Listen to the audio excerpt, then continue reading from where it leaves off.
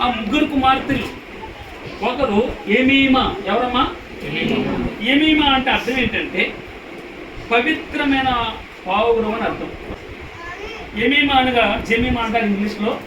ఏం పేరు? పవిత్రమైనటువంటి పావురం. ఏం పేరమ్మా? జమీమా అంటే పవిత్రమైన పావురం. మార్నింగ్ డవ్ అంటారు ఇంగ్లీష్లో. ఏమంటారు? Morning Dove. ఇంకొక విధంగా చెప్పాలంటే ఈమెకి అంతర్యార్థం ఏంటంటే హృదయ శుద్ధి అని, ప్రశాంతతని, నూతన ఆరంభం అని అర్థం. రెండవ కుమార్ కెజియా. కెజియా అన్న మాట, కెజియా అంటే అర్థం ఏంటంటే సుగంధ ద్రవ్యపు మొక్క.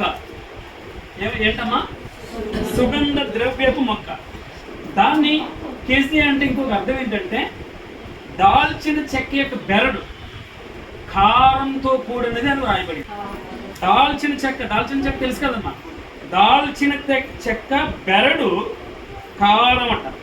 కెజియాకి అర్థం ఏంటంటే భౌతికంగాను ఆధ్యాత్మికంగాను సౌందర్యవతి అని అర్థం. ఎలాగమ్మా? భౌతికంగాను ఆధ్యాత్మికంగాను సౌందర్యవతి అనే గొప్పది అని వ్రాయబడింది.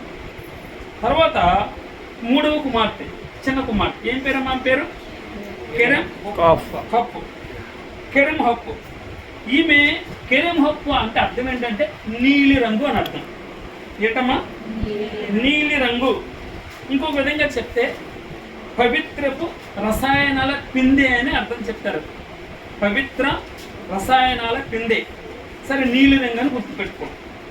ఇంకొక విధంగా ఏం చెప్తారంటే the beautiful, the wash trade అని చెప్తారు కెజియాకి, అలాగే కెరీమ్ హబ్కి.